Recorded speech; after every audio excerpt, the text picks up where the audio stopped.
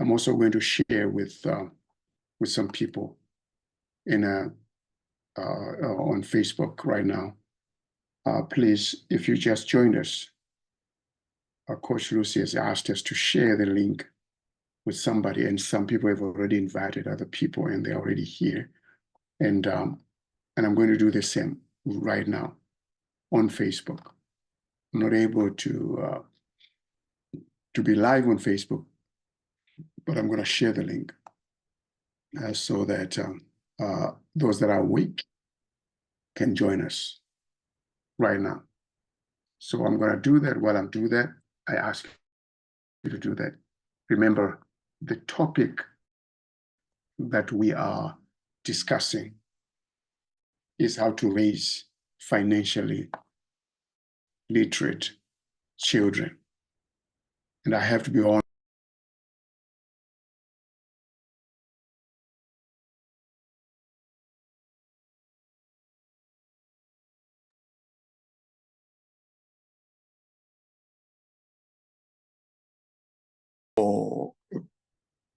Or it could be just that my devices themselves are compromised, but I'll keep both of them running.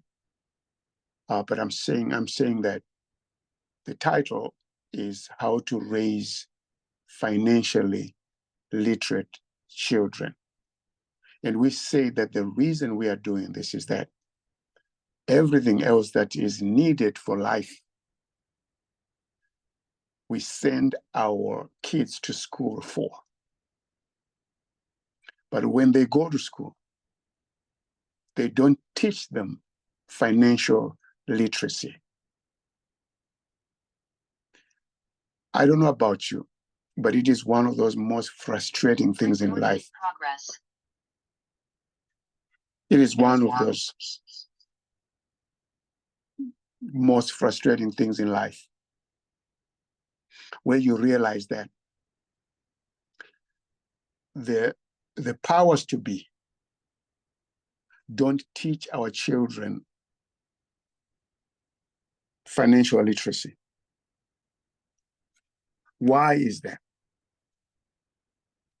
Why are our children going to school and not being taught financial literacy?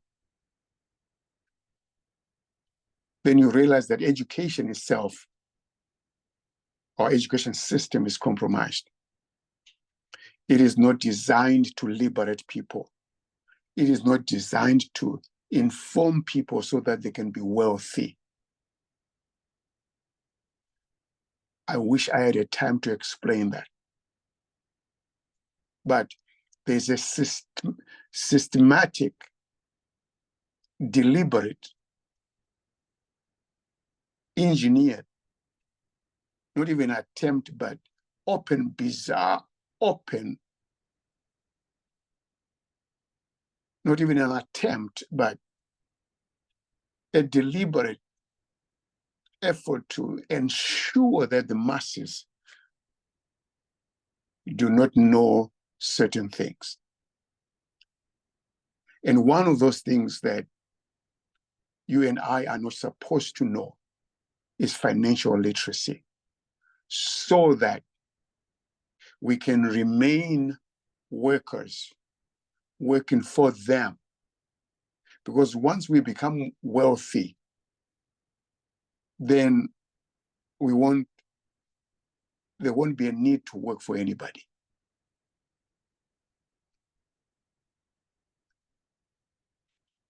What am I saying? I'm saying that the education system itself, the system itself, is designed to keep us subservient and working for somebody. That is why here in the United States, although the United States is a rich country, the economy, the wealth of this country is in the hands of less than 100 people. Imagine that the wealth of this country The riches of this country, the means of production are in the hands of less than 100 people. Does it make sense to you? It doesn't. So we have to understand that there is no incentive in the government.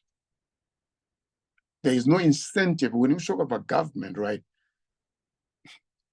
The question is who controls the government? There are very few people that control the direction of the country and who control the riches of the country. Few people, when I say few, it's ridiculously few. All of us, the masses, are deliberately kept in financial ignorance.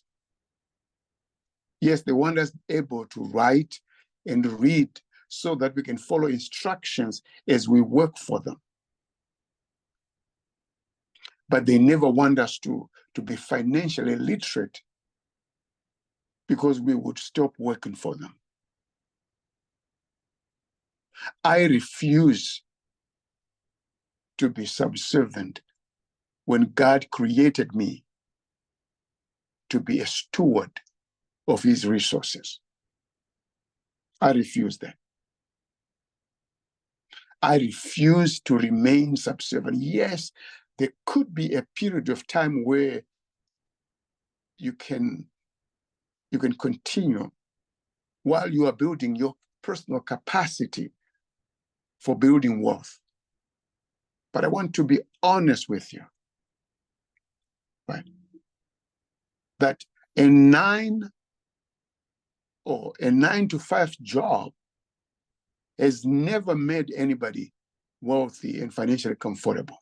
Never.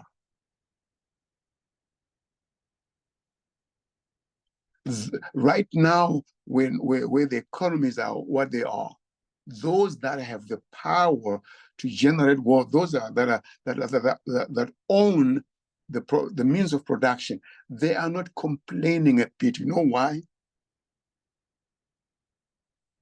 The majority of these people have made so much money, especially in the past 2-3 years. It's ridiculous. But they want it to remain that way. As long as you and me are not willing to educate ourselves to become financially literate. The job that you have is never designed to make you wealthy. I don't care how much money that you're going to be given. It will never be enough. The only way to liberate yourself and your children and your children's children is to know financial principles that cause you to be financially literate and apply them. That's the only way. Ignorance has never been attributed for making anybody successful. And I am very passionate about this. If I can help one person, this will be worth it. That's why we keep coming, even though there are 3 or 8 or 9 or 10 or 11 people. I will keep coming because if I can only change somebody's mind and they can also change their children's minds, then it is worth it. Let me repeat, a 9 to 5 job will never and has never made anybody wealthy. Never. And has never made anybody comfortable financially. There will always be a lot of months left at the end of the money. It doesn't matter how much you get.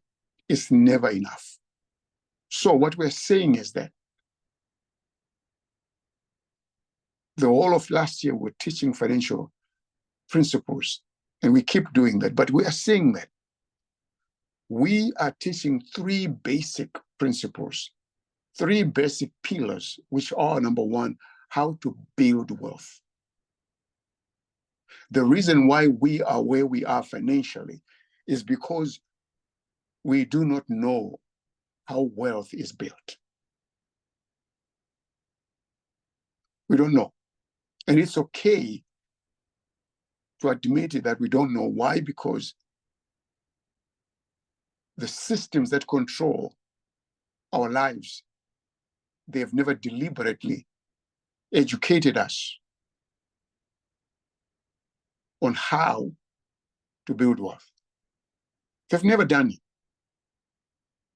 They did not teach our parents. Right. So it's not your fault that where we are. But what we are saying here today is that we cannot use that as an excuse to remain impoverished or mediocre or in mediocrity. Because now we know better on how to build wealth. In today's economy and in today's world where information is so rapidly available, none of us, all of us who are here and those that are not here, none of us can come up with an excuse or a reason why they did not become wealthy, because the information is readily available. I'm sharing it with you right now, and it's free of charge. So we're saying that we need to learn how to build wealth, and we need to know how to preserve wealth, and we need to know how to pass that wealth to the next generation. If you can learn those three things and understand them and apply them, regardless of where you are right now in terms of age, by the time you reach 70, 80, even the process of getting there, you will never struggle with finances. Never. God is not a liar. You will never struggle. So I am here to, number one, teach you. But now we are saying that the process of building wealth and preserving wealth and transferring wealth to the next generation is not complete until the children who will inherit the wealth have the financial acumen enough to actually repeat the process. This is where the 2%ers of the world beat us, because we can work hard, but building wealth has never been about working hard. There's a place for working hard, but in today's economy, we have to work smarter. And how you work smarter is that you educate yourself. I educate myself.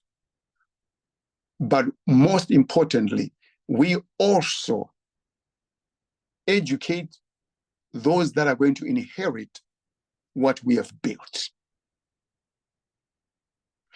If the intent is not to pass it on to the next generation, then don't build it.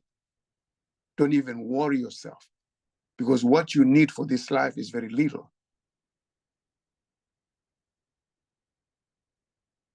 So we are saying that we have to teach our children. We have to, and I see there are young people here and who may say, you know what, I don't have children. But you see, you are going to have children, and you don't have to wait until you have them to prepare for them.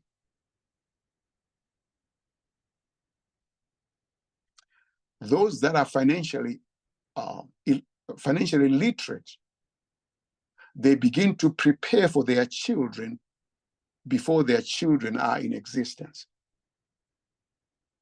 Imagine that. So that when the child is of age and they are now beginning to talk about college, there is enough money set aside already to send all the children that you have brought into this world to school without struggling. Imagine that. Imagine you so prepared that every child that you have brought in this world, their tuition is already in an investment account somewhere, in a brokerage account somewhere. Imagine that. Imagine a scenario where by the time your child reaches 18 years old, they have a brokerage account with $500,000 or $1 million, and they are actually able to manage it themselves. You cannot compare that child with a child of somebody who doesn't have financial planning. So I'm saying to you who are here tonight, regardless of whether you are single or you are married, or you are a single mother, or you're a single father, it doesn't matter where you are. You can change the trajectory of your financial future beginning this moment by simply doing a few things, learning how to build wealth, learning how to preserve wealth, and learning how to pass that wealth responsibly to the next generation.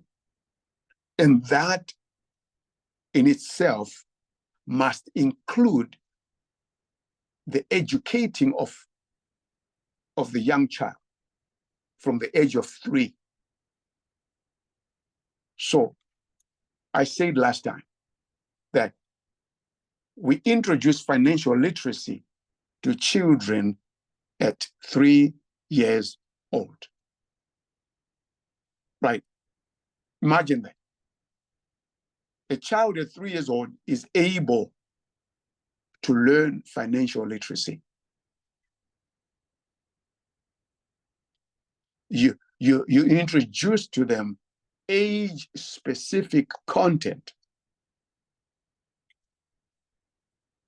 And I said I'm writing this book. The book that's going to have a parent's guidebook and a child's activity book. And the parent guidebook is going to help you start the conversation with a 3-year-old until the child is 18 or 19 years old. So this is what we are talking about.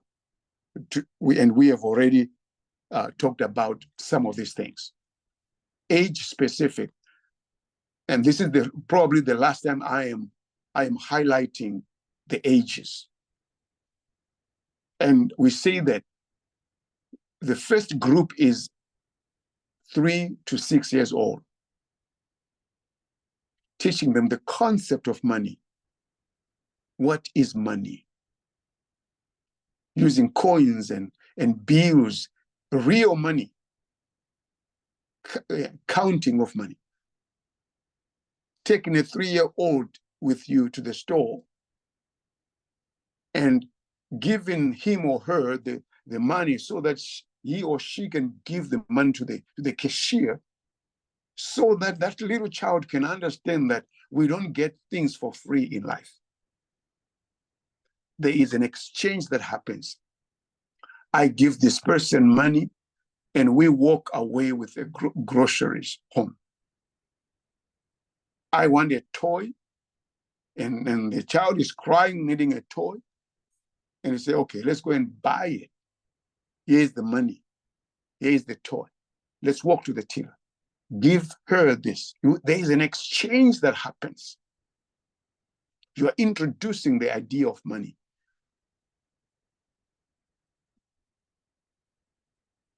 Because there are children who grow up and reach the age of 16 and they don't even understand where money comes from.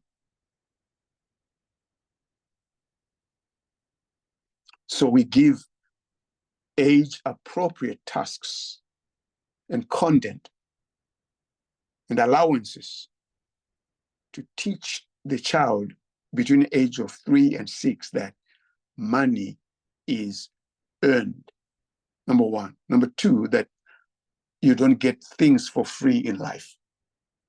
There is an exchange that happens. You have to give somebody money in order to get something.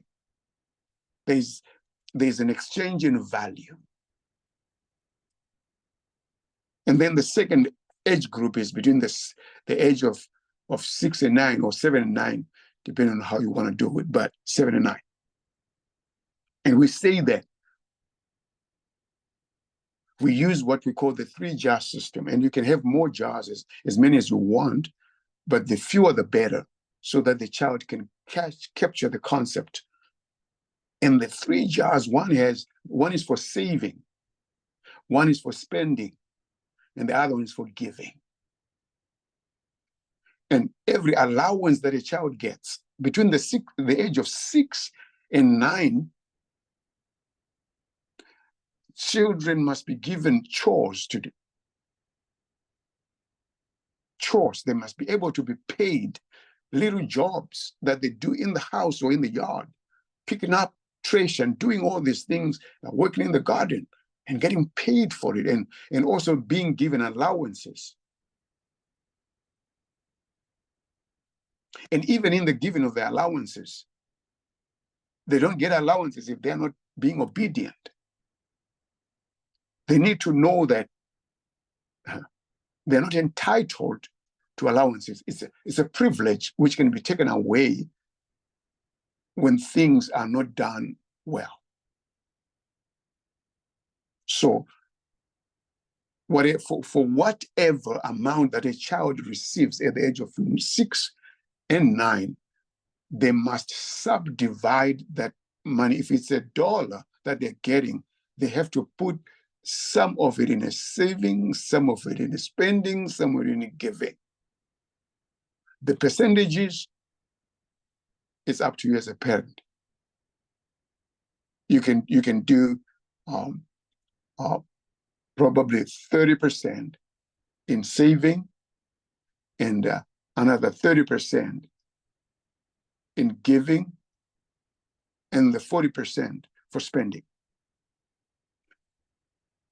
And you help that child put money away for saving, so that when the child wants to buy a toy, you are saying to the child, oh, I'm willing to help you. How much do you have in your savings? Oh, I have $10. And how much is the toy that you want to buy? It is $12. Okay, I'm going to give you $2. I'm helping you. So that they understand that you don't just get things for free, or else you create a beast that will devour you, and that will also destroy their lives. You teach the principle of saving. Proverbs chapter 13, verse 11 says, dishonest money dwindles away, but whoever gathers money little by little makes it grow.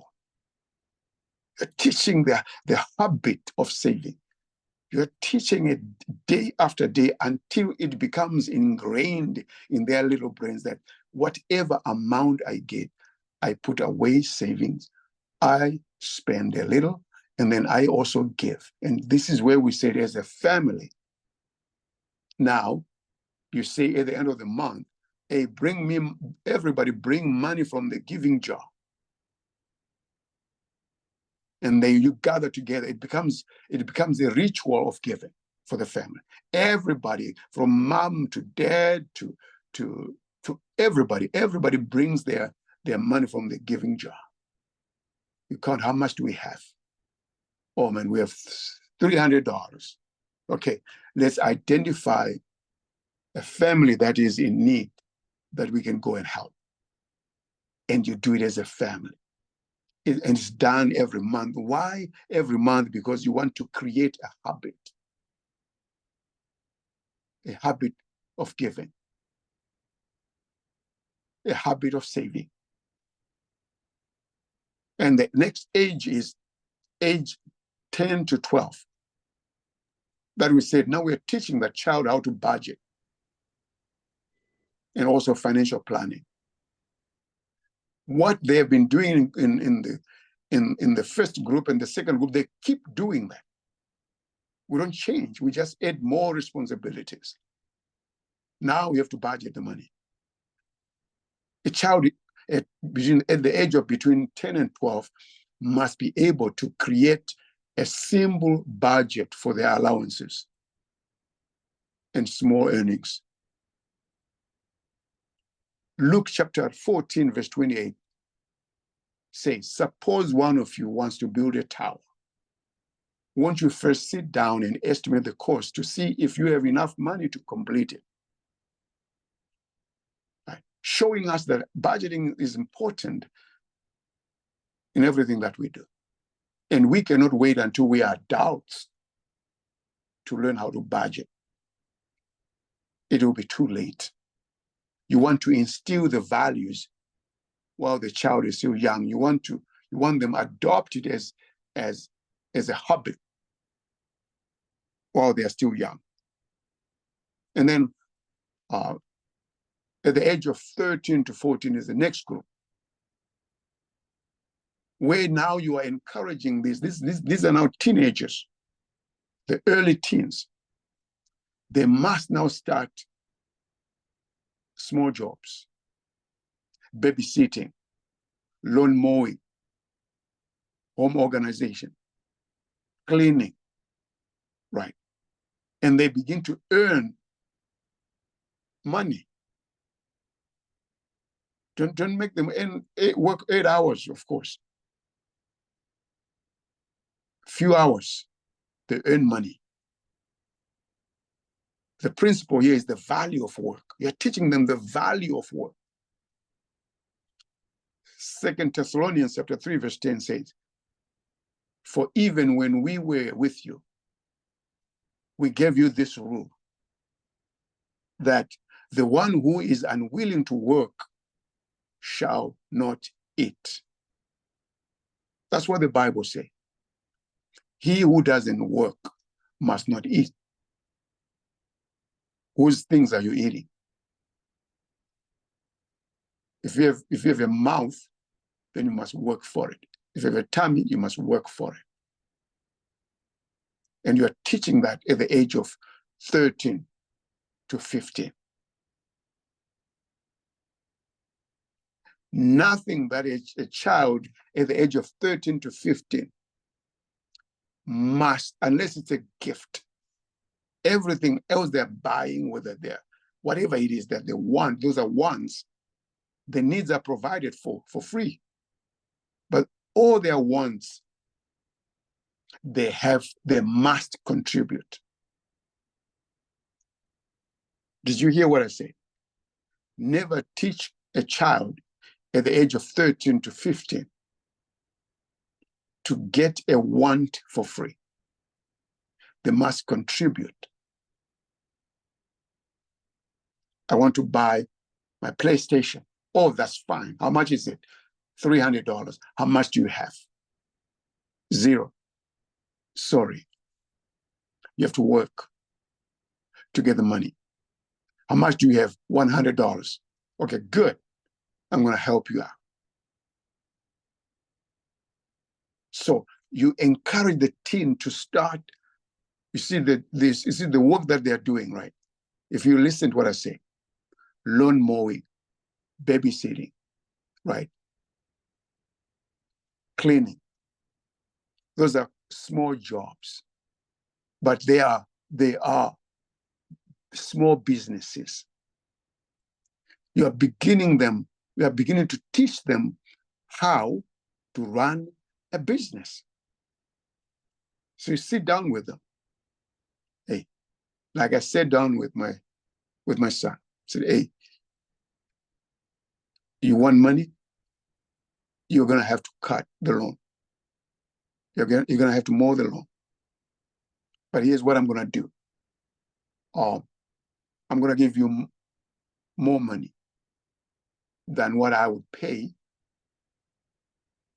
for the people that are cutting, that used to cut our lawn. So here's a job. It's a real job. But I am giving you this $80 per more because I'm not gonna buy you gasoline. Here's what I'm gonna do. I'm going to buy you a lawnmower. And this is it. Right. But from this moment, if it dies, if it malfunctions, you are the one who repairs for it. If you cannot repair, you're going to take it to the repairman and you're going to pay it because I'm giving you the money for it. So when I give you the $80 per more, you have to figure out how much you need to put aside for gasoline,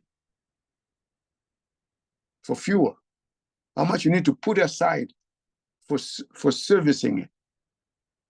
After every 90 days, you have to service it, change oil, change filters.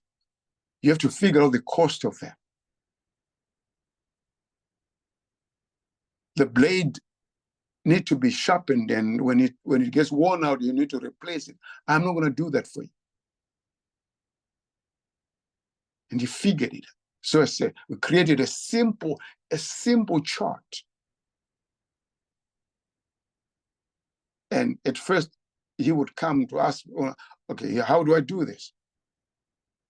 And then after a couple of months, he was a pro, managing his own small business.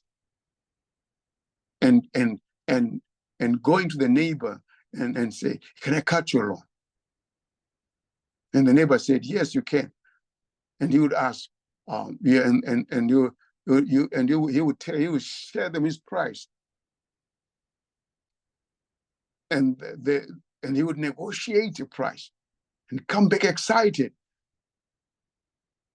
And then he goes to the neighbor to the right, and that's the same. That child, you cannot compare with a child who has never gone through that, who doesn't know how to run a small business. Now, the child at the age of 19 purchased his own truck. Now he's doing his own business, buying trucks and fixing them and selling. He's still going to school. But I stopped paying for him for anything. That's what we're talking about. We have to empower our children with the knowledge that they need in order to become financially independent, teaching them how to build wealth. I could tell you more examples of people that have done this and have succeeded in teaching their children. What we're saying is that we have a biblical responsibility to train up a child in the way they should go, so that when they are old, they won't depart from it. Train up a child in the way that will go. Which way? All the ways in the 6 spheres of life, including finances. Like I said, I am very passionate about this. And I hope that you are taking notes and that there's a willingness and a readiness to apply this. And I challenge you, if you apply this, your life will never be the same again. I mean this from the bottom of my heart. Your life will never be the same again. And then lastly, age of 16 and 18. These are older teens. Now you you are transitioning them into learning how to manage their own finances. If you have been doing your due diligence of, number one, investing from every paycheck for that child. That child has a lot of money. If you started before the child is born or the day they are born, until they get 18 years of regular investing for them, I mean, they're sitting on hundreds of thousands of dollars. Now, because you've trained them, and you have taught them on financial acumen, now they're managing their own investment portfolios, but under your supervision. Now you're discussing things like how to manage debt. Because Proverbs chapter 22, verse 7 says, the rich rule over the poor, and the borrower is slave to the lender. Do you know that there are children who are young adults in their 18, 19, 20, who cannot balance a checkbook, who do not know how to use a credit card, who actually believe that a credit card is a source of income, right? Who cannot use a prepaid card. And you can't blame them because they have never been taught anything. So we now know we have to teach our children that by the time they reach between the age of 16 to 18, there's a transitioning that is happening. Now they are managing their own portfolio, but under your supervision. And now they are starting real big businesses. Real big business.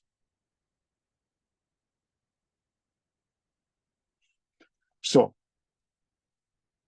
some of the things that we talked about is, like last week, we talked about the importance of teaching our children to avoid things like materialism. Materialism. There are many isms that our children have to run away from. Materialism is one of them. Consumerism is another. Entitlement is another. And we talked about at length about that last week. And I won't bore you with repeating it. A video is available for that. But as we conclude today, I want to talk about addressing cultural pressures to spending.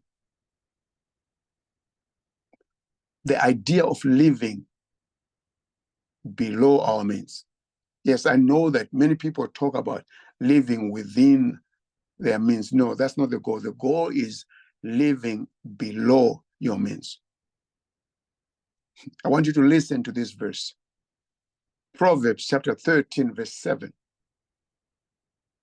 Proverbs chapter 13, verse 7, it says, there's one person who pretends to be rich, yet has nothing, and another who pretends to be poor, yet has great wealth.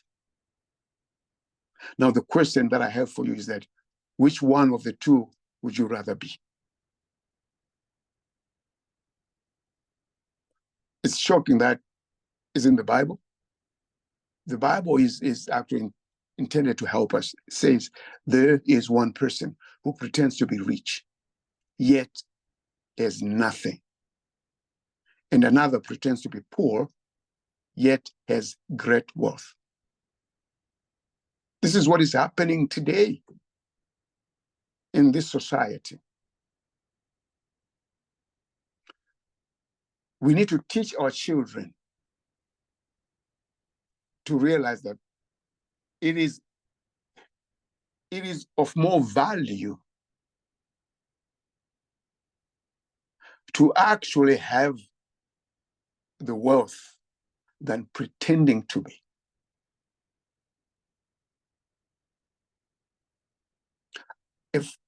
I wish I could tell you a story of a gentleman, but let me just tell you a short story because in the interest of our time. I worked with this guy. Man, the guy, he wore the latest models of everything, right? And he wore the latest brands of everything. And he got sick. And as a group of friends, we decided to go and visit him. And every time he would not come to work in a car, and he would ask somebody to drop him off. I mean, the house looked so beautiful. So he got sick and he couldn't come to work, and we decided to go and visit him. The first thing that we realized is that the house did not belong to him. Because when we knocked at the door and said we needed to talk to so-and-so, they said he lives behind the house. Behind the house. We thought he owns the house. And in his conversations, he actually told us that he owned the house. And we went behind.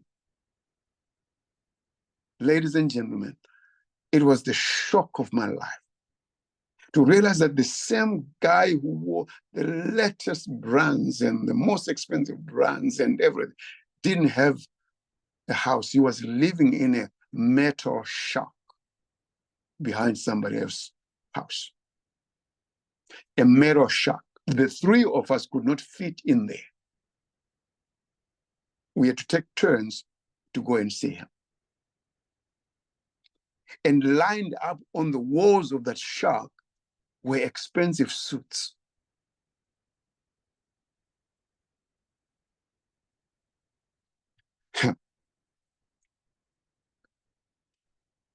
This is real. And this is because of the cultural pressures that we bend to. We want to pretend to be rich when in reality we are poor. Yet the real wealthy people, they pretend to be poor, and yet the verse says have great wealth. Every decision that you make to buy something to impress people, you are digging a financial hole. The people that drive brand new vehicles out there and sport cars, when I was younger, I used to emulate them a lot and say, man, they live large. Did you know that the majority of them don't even own those things? They don't.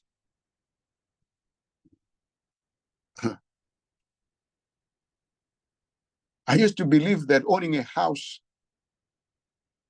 not owning a house, but having a mortgage. I used to believe that having a mortgage is something to smile about, until I understood.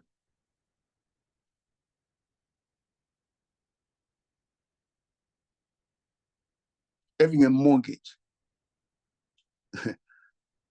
Oh, yeah. Not every mortgage is beneficial.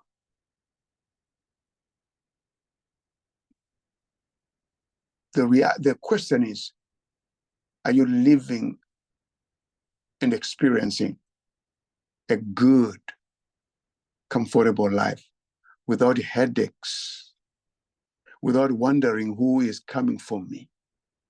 You don't owe anybody. anything. Imagine, you don't owe anyone anything. You can even live without a penny because you don't owe anyone. Imagine the level of the peace of mind. And now everything that you're earning and the businesses that you have, they're giving you income that you now build wealth with. Because you're not pretending to be rich. You're not impressing friends and family. The Bible says we have to live with contentment.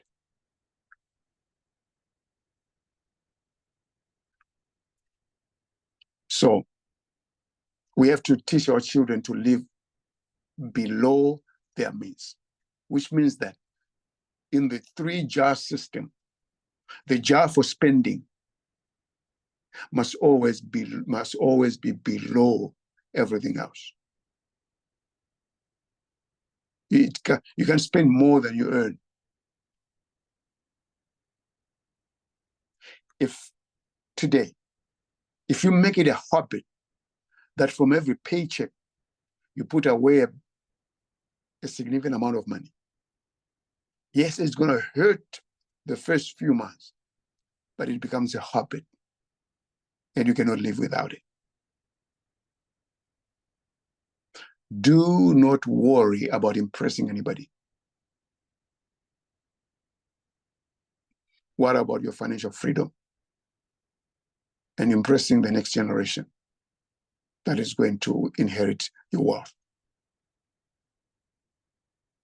We have to model frugality to our children and our nephews and our nieces.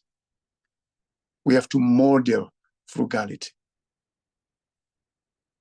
When you go shopping, show these children how to make wise choices. Buying in bulk. I told you last year, I learned about buying in bulk from my mother. Things that don't go bad.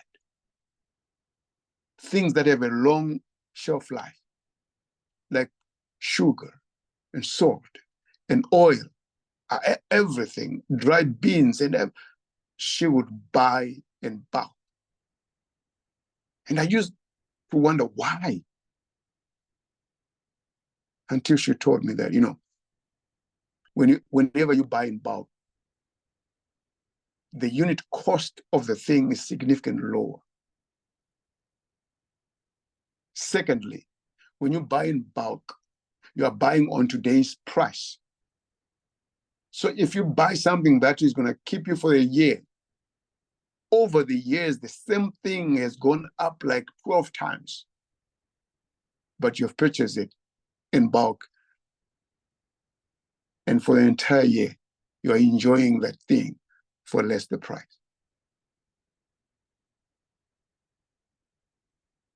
But there are those that actually buy in bulk, but also they spend it in bulk. Everything is blown away. No. Train the children that, hey, just because we have purchased in bulk doesn't mean that we're going to use it in bulk.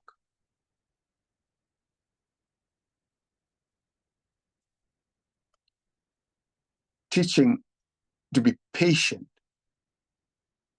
while you are saving for the future.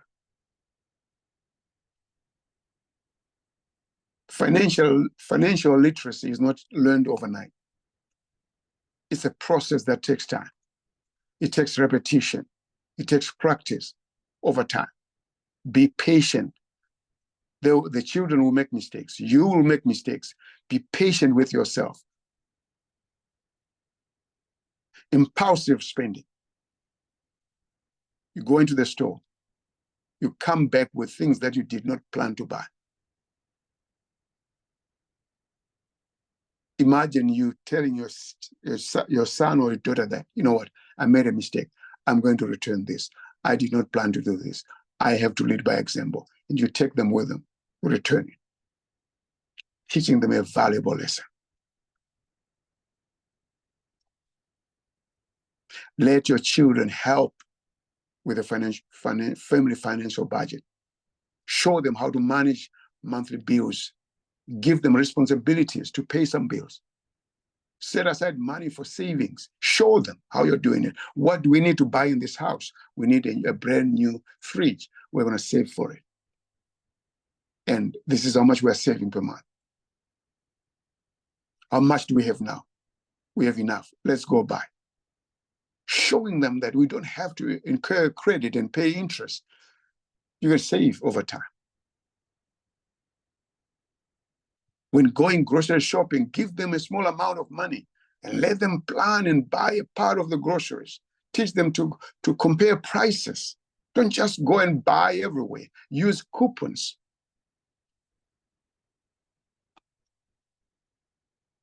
Lead by example. Children learn by observation. Show them how to do it, how to budget, how to save, how to give. Let them see it in real life. You practicing it. If you make financial decisions based on biblical principles, your children will likely do the same.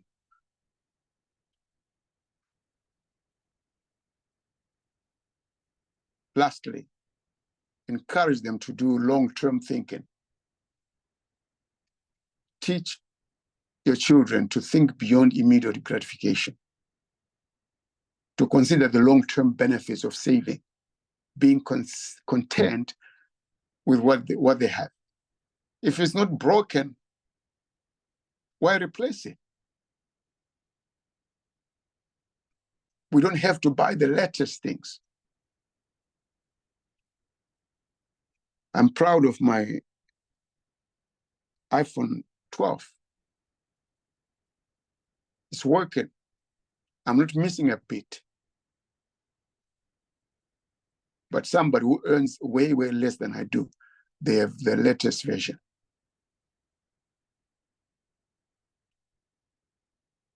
The Bible said, there's one who pretends to be rich and yet they have nothing. And there's one who pretends to be poor, yet have great wealth. Which one of the two would you want to be? Help your children understand that true wealth comes from wisdom, godliness, responsible stewardship, not from material possessions. That everything that we have comes from God.